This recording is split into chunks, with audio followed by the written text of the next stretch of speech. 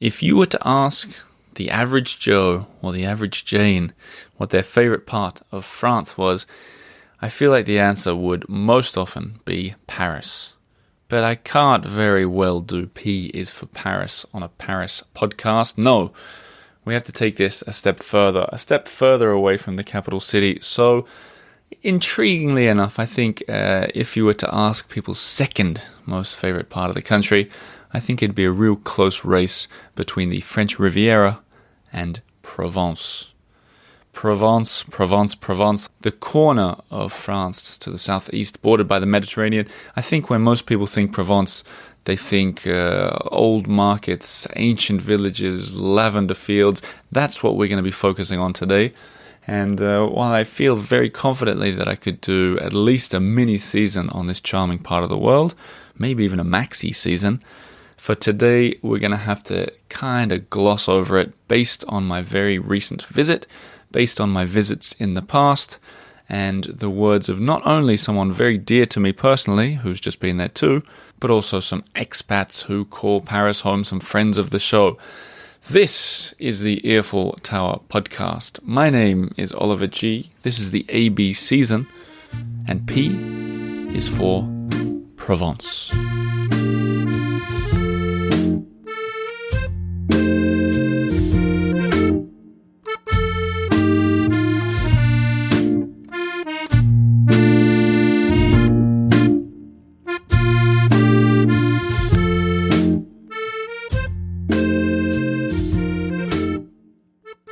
So that was a little intro music from P is for Press Maxon, who writes, "For this week's music, I turn to the most prolific musician you've never heard of. Well, at least I'd never heard of. Many of you may have.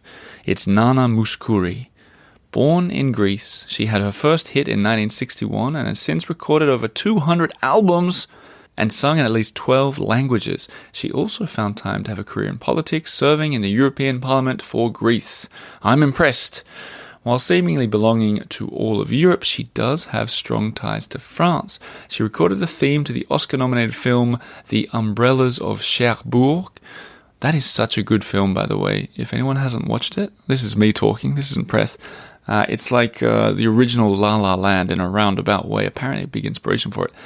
Back to Prez here. He said, her biggest hit is Je chante avec toi, liberté, which translates to I sing with you, liberty. But for today's Letter P episode, it's my arrangement of her song, La Provence. Enjoy. And indeed we will. That song will be playing throughout the episode. But look, I think what we do is we ask the experts straight away. So you're going to hear for the next 5 or so minutes from my chat with Susanna and Hugh Cameron from Chez Pluie Provence.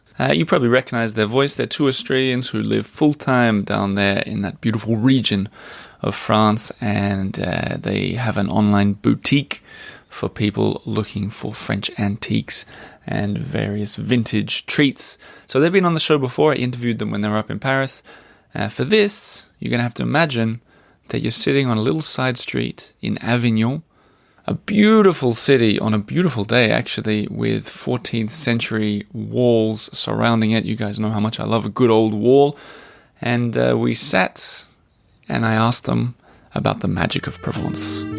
Let's hear what they had to say.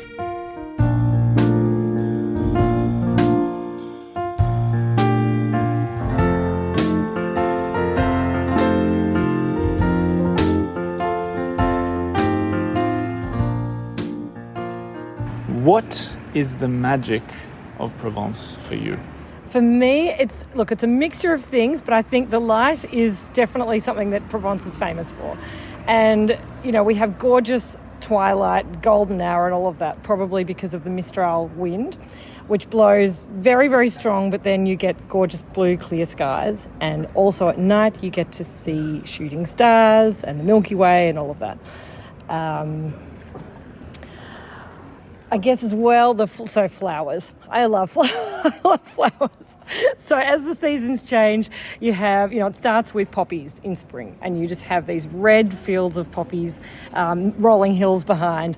And then after that, you have lavender in June, and then later on you have the sunflowers that, turn their heads to look at the sun.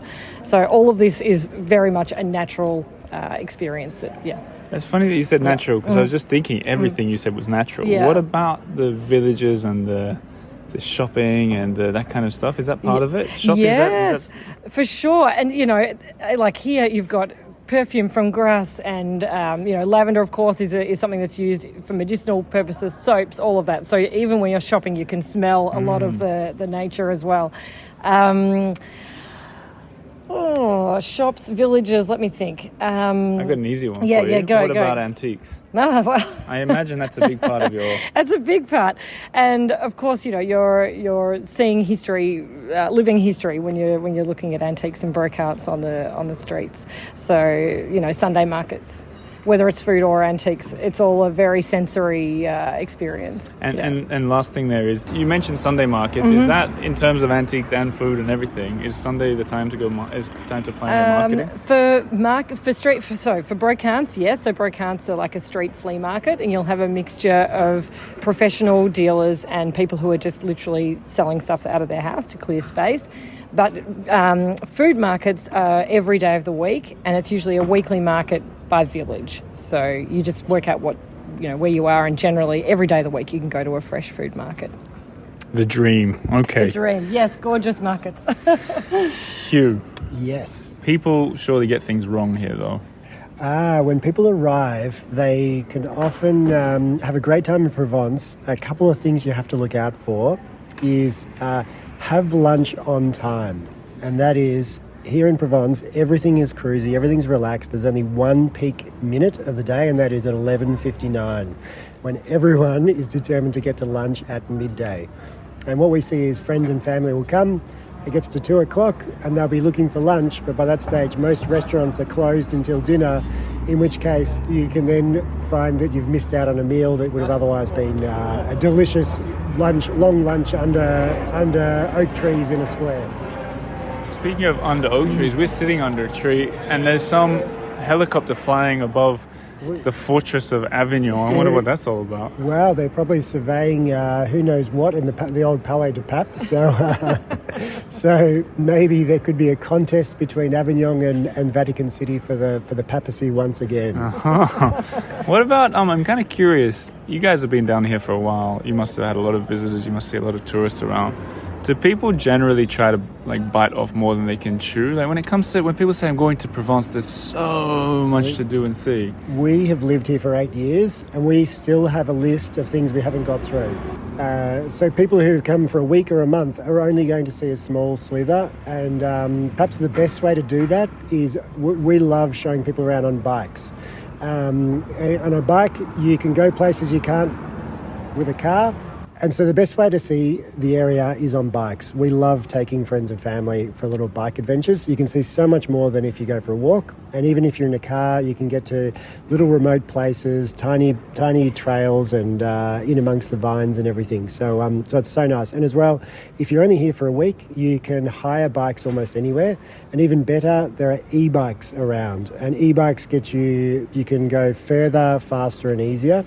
And there's so much fun. So. I feel like we rented a car, but I feel like we could get between the villages pretty easy on bike. Sure. Particularly the new e-bikes. And sometimes, so the e-bikes, I think they can usually do about 60 kilometres, no problems. And so if you head out for a day, make sure you take a water bottle and fill up at any of the fountains in any of the villages, which have beautiful source water. And don't be afraid to get a little bit lost down unknown trails, and everything you find will be something memorable.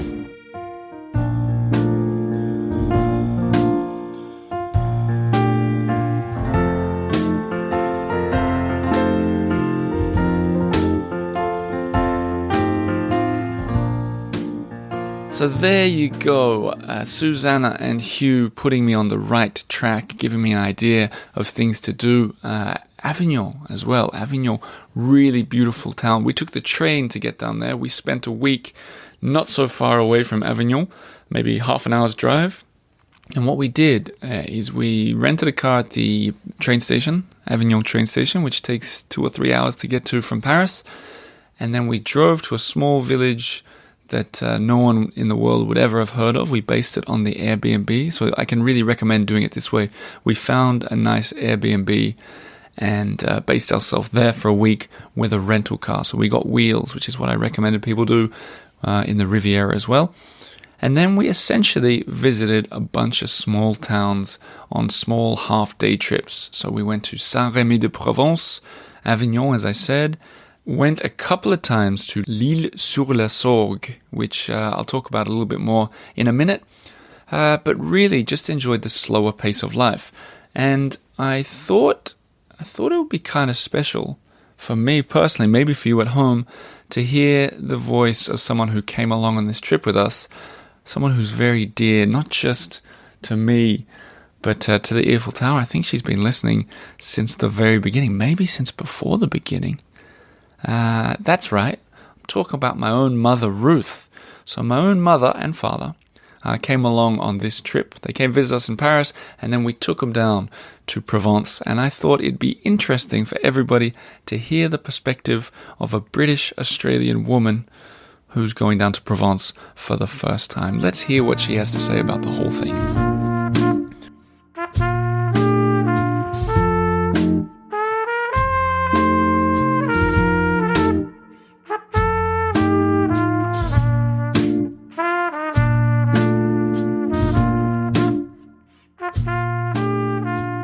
Mum. Yes, Oliver. First time on the podcast. It is. How come? Yeah, how come?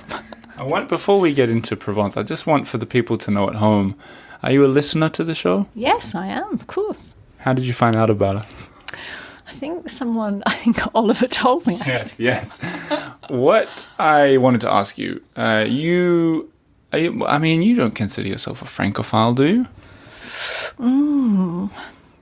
Well, since you've been here, probably. Yeah. But so you're not like one of these, oh my God, I got to get to Provence every year kind of people. No. Okay, No. so that's perfect actually, because I'm sure there's people listening who've thought about Provence, always been curious but maybe never been, and I'm interested in your perspective as a first timer, as someone who doesn't speak French, who doesn't spend a lot of time in France. Although, I think I've got quite good at saying bonjour. Well, yeah, but I think I said on the show before. Nervous, yeah. You used to be nervous about it. So let's start But with you that. know why it's easier? I've been watching French series, and you listen to French enough and you start to get sort of familiar with words that they say. Well, even though this isn't an episode about a French TV series, maybe you could recommend some. Spiral. It's brilliant. Yeah. I think it was you that put me onto the Bureau. Yeah. So many. We've watched so many. Yes. And by the end of it, you think I can speak. Well, the risk is that you're learning like tough cop French, and you're probably going into these places, roughing them up. Messy. I realised after watching Spiral, I thought she's just saying messy. Yeah. It sounds like messy. Yeah. And once I heard that, I thought, I've been saying the R all the time. I just drop it. Skip it. Yeah. Wow. Fair enough. Now back to Provence, though. As a first-time visitor who doesn't speak that much French, did you find it, I mean, you were with me, maybe it made a difference, but did you find it intimidating to go antique shopping, to go looking around? Antique shopping is a bit tricky because they come along and you feel like you're sort of on the spot once you find out how much something is, and you can't do that back and forth, negotiating a price. That's tricky. So any tips for people? Like, how did you tackle it? Well, you were there, so bring me along. So yes, bring Oliver along, or probably learn some of these short phrases that you're likely to be using, because I think it would help. Because you probably could get quite a good price if you know what to say. What I told everyone at home, what I told Mum to say was, because sometimes they did swoop on the markets, they swoop a little bit. Look like a tourist. I think. Yeah. French look wasn't working. But like I said, that you could try saying "je reviens," which means I'll be back, maybe. Yes. But I don't think you did that one. No, I need a little bit more practice. Well, I'll watch a bit more Spiral and then I'll rewatch it. Yeah, but they don't go antique shopping. It could be a whole spin-off series. But also, I'm just curious, you spent a week in Paris, a week in Provence. Once again, people are listening who've never been to Provence, but have been to Paris. Did you find the two to be exactly the same, super different? Totally different. Well, I think it's slower. It's a slower pace. And I think actually what I really enjoyed, we stayed in a place that you can pronounce the name of. But it was because it wasn't one of the touristy places, I think you really got a feel for the village and village life. And there wasn't any tourists, I don't think, that I saw. So we were the only ones. And what was really nice is we went to the shops first thing in the morning on the day the children went back to school. And so we were there amongst all these young French children going to school, and it was lovely. The experience was really nice. That's interesting. So though we can't compare it to staying in one of the popular towns because we didn't do that, but it was such a dramatic difference from Paris, from going to busy Paris to... Both beautiful, but just beautiful in a different way. So, On that note, any one lasting memory that you could share as a tip for people if they find themselves in Provence? A part down there that you particularly liked? Well, then what was the name of that really beautiful little one that was recommended to us? Oppède Le Vieux, I think. The with the big view. Yes, and it was quiet. I think that sort of, although the other places were beautiful, there were a lot of tourists, and this place just felt like not a lot of people knew that it was there. And so, and you went off for your walk up to the top, and I stayed playing with Otis, and it just felt like I was just part of this little, beautiful little historical village, So, the views are special, but just immersing yourself in this sort of village life and imagining what it would have been like all those years ago, probably not very different, really. The way you talk, I can imagine you buying some old place and finding yourself spending your golden years down. On that note. With my French, I need to watch a whole lot more Spiral, or maybe something else. Well, we'll start looking. All those village names will be in the show notes. Mum, thank you for being on the podcast. Oh, it's a pleasure.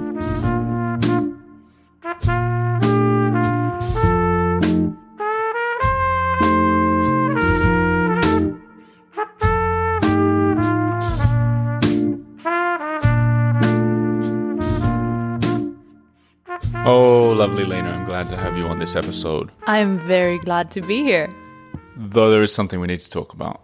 Which is? I think the whole world, even people who've never been to France, can be divided into two categories. Okay. People who are Riviera people, the French Riviera, Yeah. and people who are Provence people. So I could do tell me a celebrity. Don't even think. Brad Pitt. That's. Did I stump you? No, I think he's actually a Provence person. I think he. Brad Pitt is probably the hardest one. Okay. But he's all encompassing. Ben that guy. Stiller.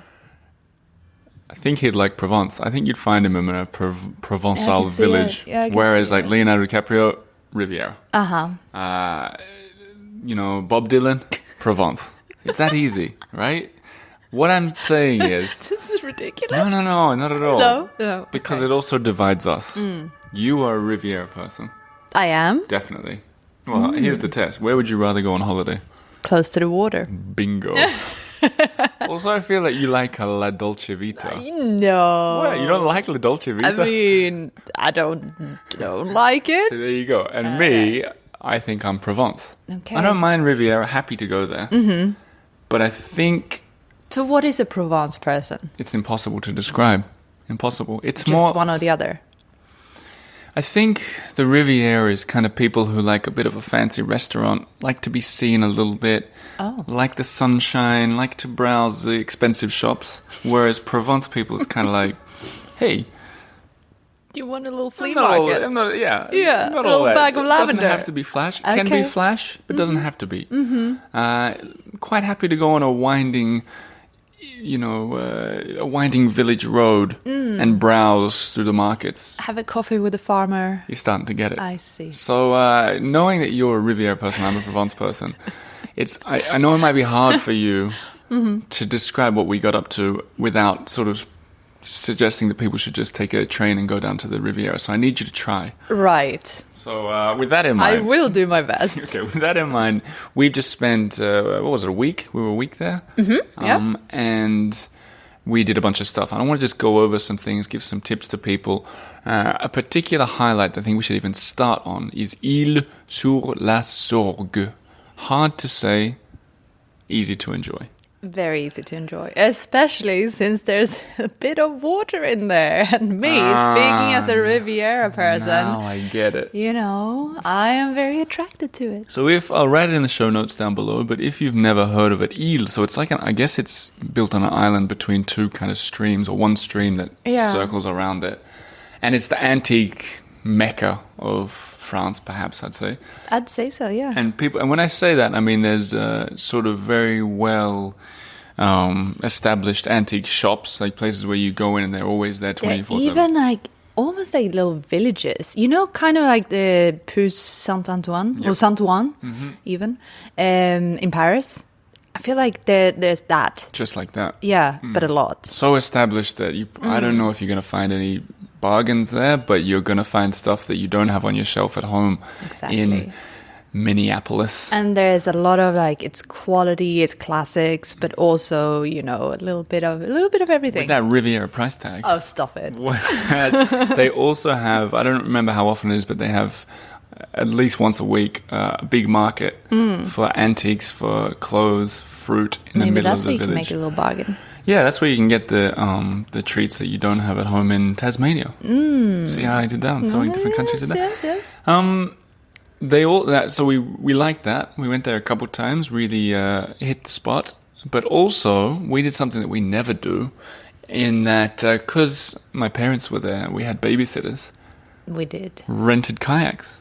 Yes, a little adventure. I can't stress how fun that was. Yeah, it was great. I didn't think it would be as much fun as it actually was. You know, you can think that it's a bit lame, a bit, you know, just like guided. It's the kind of thing it feels like the thing you do on a holiday in New Zealand or something. A little bit. And what I didn't understand, so we did, I think it was called green kayak or something like that, kayak vert, something like that, or canoe vert. It was just one of the many. Like, there's several companies all doing the same sort of thing. Yeah, that's how you know we're not doing free trips with these companies and promising to talk about it. I can't remember the name of it. We just paid about 20 euros for a spot, and then you meet with, there's like 10 other people that were on the ride. Adventurers. And it was cool. It reminded me of being on a holiday where they're like, you know, they do that whole speech where, if you fall in, this kind of thing. And then it was just a really gentle paddle. Gentle except for 5 seconds where we got like plunged into a rapid, but quite safely and fun. And then it was beautiful. All the way into so you drive like 10 minutes out of town and then slowly canoe into the edge of the town. And then, so you don't actually kayak through. I had hoped that we would kayak through the little town and too. see everything, you know, up close from the water, but I guess you have to go private then. You'll see pictures. We'll share pictures of it. They're really lovely. There's another one that we could have done that I would quite like to do next time that goes right up to the Pont de Gare. Yeah, that's the one. Is it Gare or Garde? There's a D there. Don't know There's if a D there. We didn't go there. But that's that ancient, like, Roman-looking 3-level tiered bridge. I'd love to go and do that, but it was just out of the way for this trip. But next time. This was good level. Good starting level. So I'd recommend that for anybody. Freezing cold water. I don't think it ever will be warm. No. It was freezing. I got plunged. I swam of my own volition. Yeah, down but the rapids. that volition is a crazy volition. You Riviera folk. How cold is the water in Nice? Have you swam there? This was 13 degrees. That much I know. That's what they said at the start. They're like, Celsius. the water is the same temperature as the fridge, as like milk in the fridge. That's what they said. Also want to talk about, so that was cool. Water, we'll share pictures from the canoe ride and from the water in town. So pristine, see-through water. Oh, just crystal. Lovely. It was very amazing. Very easy to take pictures. But I feel like we haven't really spoken about Isle-sur-la-Sorgue as the town and what it looks like and what it feels like. Well, I think because it's got the stream running through it. It's like that's a central part of the town, but they've also got the old church. Yeah. They've got it's very charming. It is very charming. And you know all these little villages that you come across, so many of them, by the way, around Paris, up in Normandy and Brittany and stuff. They often look very similar. They have like one high street, lots of beige and grey little houses. I'll say it. I'll say it. They're lacking charm. No, they're very I'll say it. charming. No, some of them even have flowers. They're this copy-pasty. is very different. It's colourful, it's cobbly, it's hobbly. I think they when I say lacking charm, bigger. when I say they're lacking charm, I'm talking about when we did our scooter trip around France and we saw 7,000 of them in a row. They all merge into one. Whereas Isle-sur-la-Sorgue, why we're focusing on it a little bit, is firstly, I think a lot of people haven't heard of it. Secondly, it really was nice. It is. So, But it's a proper little town. Oh yeah, it's definitely not a secret. Lots of restaurants, lots of shops. You know, you got your main shops and then also a lot of small independent ones and cafes. And yeah, it's great. I really enjoyed it. But we didn't just go there. We also, Avignon I mentioned, which I loved. Although, you know, Avignon, it felt like it, I don't know what it was, but it felt like it didn't have an identity to me. I don't, like, it had the cool 14th century walls around it. It has So the did it Pont have like d'Avignon. Leon vibes? Same, yeah. Why? What is it? Because they're old towns. I don't know what it is. I need to think about it further. If we do a Provence mini-series, then I'll look into it further. Really dive into it. But it felt like it didn't Is it really... too big to be charming and too small to be cool? Yeah, something like that. Also, I think I can't really tell what the main sort of central is, the main bit, you know? And the Pont d'Avignon, cool, but a little bit to the edge. Maybe it's something like, you know, these smaller villages, it's way easier to get the gist of it because, you know, they only have one center. That's what it is. Couldn't get the gist. Maybe it's too big Yep. to get the gist from a short trip. Need a few days, maybe. Yeah, But maybe that's it. But I don't want to. We'll talk about that later in another episode, maybe. But I do want to give a mega shout out to Saint-Rémy-de-Provence. Oh, Saint-Rémy-de-Provence. Yes, We've been yes, there 2 or 3 times now. We went again on this trip. Absolutely lovely. Van Gogh, spent some time around there. Yeah, there's that asylum. It doesn't Asylum sound is very there. We didn't go there on this trip, but it is. It is. It's nice and it's beautiful. I sense we probably talked about it on the honeymoon season and how good that was. That So was I'll leave 5 that. years ago. Yeah, I know. We should revisit that. We went there this time in the early evening, and still charming. Whole different vibe. The bar's opening. This is a really small, charming. You get it immediately. You walk any of those huge paved streets, as in like know. it's like I don't even know what it It is. started raining a little bit. It gets very slippery. I loved it. I was there for it. Do you remember Otis? He was running, he had his little blue wellies on, and he was just running on the wet stones, and he kept falling every 10 meters. But luckily, he's only knee height. Oh, yeah, so he's fine. He hardly has anywhere to fall. But also a quick shout out to Oppède Le Vieux, which was recommended by the guys at Chez Pluie. And we went there, and it's one of these medieval towns, not even a town, medieval, ancient, former town, up on the hilltop that you can walk up to Yeah, it's and like see a the view. ruined town. Yeah. With some new shops down down the bottom it's kind of ground level. Yeah. But take the hike, go to the top, and you see all these like ruins that were really spectacular. And I was actually surprised by the amount of senior visitors. It was basically only senior visitors, and they took this kind of steep hike You know up why to the top. You know why? It's amazing. Because they saw the name of the village, Oppède Le Vieux. They're like, yes. Old Oppède, yeah. But that was No, totally but worth it. it's inspiring. It's good. Yeah, we'll share pictures from up there as well. That was really lovely. And then once again, for the 3rd or 4th time, we went to Menerbes, which is where A Year in Provence was set. Although, as I remember, I think he lived a little bit out of the old town. And I'll tell you what, What's his name again? His name's Peter Mayle. I didn't pause to remember that at all. Peter Mayle. I think that was the first ever book club book that I did back when I used to do that all the time. Yeah. But remember the sat-nav took us right through the middle of that town? Mm-hmm. That was crazy. Yeah. It's too small to drive through. Yeah, not a good idea. But we did.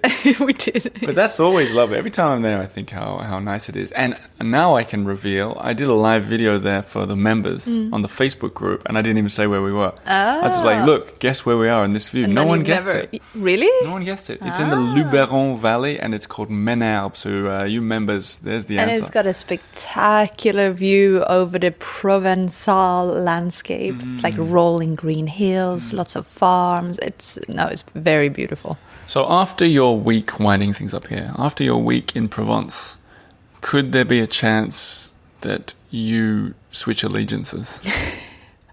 Well, I haven't even chosen allegiances. No, it was chosen for you. Okay, I see. I feel, I think everyone feel like they're both. And I obviously feel like I'm both Riviera and Provence. But, as a Riviera person, I'm very drawn to Provence. Thank you. You're always welcome on our team. Although I'm the same. I'm always drawn to the Riviera as well. Yeah, there you go. But thank you for accompanying me on this exploration. And are you going to be sharing some pictures and stuff this week? Probably. At Parisian Postcards. Been a while since I've given you a shout out. C'est moi. At Parisian Postcards on Instagram. Thanks for being on this episode, Lina. Thank you for having me. And a little bit more music from P is for Press Maxim before we wind things up here.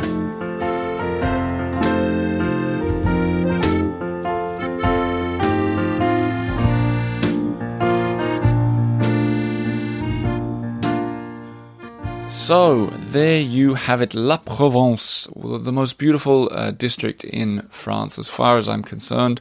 As I said, it's really, I think there's space for everyone. You don't necessarily have to be a Paris or a Provence or a Riviera person, but if I had to divide myself between the Provence and the Riviera, I think I'd lean towards Provence. That's where you'd find me. Maybe I'll retire there, who knows? But I'll put lots of pictures, I'll put lots of tips on the earfultower.com, things to find, things to do. But the main places that we mentioned will be in the show notes. For now, you can just scroll down and find them as we're talking. A special shout out to Patreon. So patreon.com/the-earful-tower. Imagine, no ads at the start of this podcast, no ads at the end.